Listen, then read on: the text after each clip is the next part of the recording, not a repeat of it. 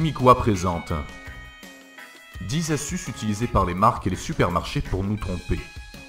Derrière une bonne affaire se cache souvent une bonne stratégie marketing. Promotion tordue, format bizarre, hausse de prix déguisée, appellation pompeuse, l'imagination de la grande distribution et des fabricants est sans limite. La foire à 1 € qui fait grimper les prix. Il suffit de se rendre dans un magasin lors d'une foire à 1 € pour se rendre compte du succès de ce type d'opération. Le client a l'impression de trouver tout un tas d'objets pas chers et pourtant, certains articles sont hors promotion et coûtent très cher. L'emballage surdimensionné. Un produit de petite taille est inconsciemment perçu comme peu cher. Pour leur redonner de la valeur, ces objets sont donc fréquemment présentés dans un emballage surdimensionné. Le deuxième objectif de cette tactique est de leur donner de la visibilité en rayon. Les objets high-tech comme les cartes mémoire, clés USB, oreillettes, baladeurs MP3 sont particulièrement concernés par cette stratégie, mais parfois on peut voir des exemples plus étonnants comme une brosse à dents ou une lime à ongles.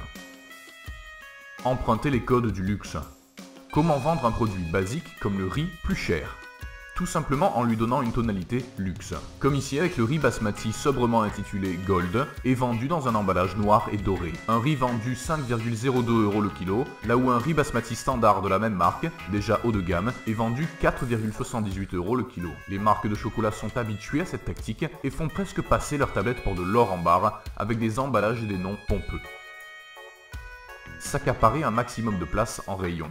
Comment contrer la concurrence tout en affichant des prix plus élevés, en monopolisant l'attention du consommateur. Avec pas moins de 6 déclinaisons de ces céréales petit déjeuner, Choc à Pic requiert pratiquement 2 mètres de linéaire sur 4 niveaux. De quoi étouffer la marque de distributeur juste à côté, qui propose pourtant un produit analogue pour beaucoup moins cher. L'enseigne est complice de cette stratégie, qu'elle fait parfois payer au prix fort au fournisseur en lui demandant une ristourne. Le format individuel. Mini taille, maxi prix. Être célibataire, ça coûte cher. Un même produit vendu en format individuel peut voir son prix multiplié par 3 au kilo. Comme c'est le cas avec cette laitue Iceberg Florette, en format 70 grammes, elle revient à 1,20 €, soit 17,14 € le kilo. La même salade en format 300 grammes coûte 1,90 €, soit 6,33 € le kilo, près de 3 fois moins cher. Jouer sur l'ambiguïté.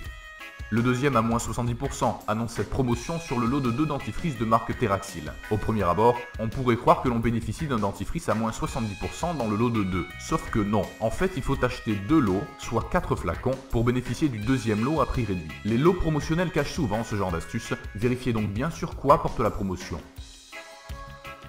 Changer le packaging entre les enseignes. Comment rendre quasi impossible la comparaison de prix entre les enseignes? La marque de colle UU a trouvé la solution. Elle fournit des packs différents à chacune. Chez Super U par exemple, vous avez droit à 5 tubes plus 1 gratuit pour 2,97 €. Chez Cora, c'est 6 tubes avec 2 gratuits pour 5,49 €. Et chez Leclerc, le tube gratuit est en maxi format. Quelle est la formule gagnante selon vous? En faisant le calcul au gramme de colle, on peut trouver jusqu'à 52% d'écart entre le plus cher et le moins cher. Les lumières roses dans le rayon boucherie. Beaucoup de vitrines de boucherie utilisent des lampes LED au ton rosé. Cela donne à la viande un côté plus appétissant et frais, ce qui fait qu'elle se vend mieux. Si tu veux acheter un morceau de viande, avant de passer en caisse, sors-le de la vitrine et examine-le à la lumière normale. Les produits frais sont mélangés avec ceux qui sont sur le point d'expirer. Les aliments qui ont différentes dates d'expiration peuvent être mélangés entre eux dans un même sachet plastique. Ainsi, le goût ne se perçoit pas sous le plastique et l'étiquette peut être changée par une nouvelle avec une date ultérieure. Ce type de manipulation se fait pour les gâteaux, la charcuterie, les crèmes, les salades et d'autres produits en vrac. Essaie donc d'acheter des produits dans les emballages d'origine du fabricant. Les étiquettes portant une date d'expiration et les emballages qui sont remplacés par de nouveaux. Parfois, il arrive que les supermarchés changent les étiquettes pour prolonger la date d'expiration des produits. Si tu vois plusieurs couches d'étiquettes, c'est un signe alarmant. Peut-être que le produit est déjà dépassé. Mieux vaut acheter des aliments dont la date d'expiration est indiquée par le fabricant lui-même. Vérifiez aussi la date sur l'étiquette. La date sur l'emballage ne signifie pas que le produit soit frais.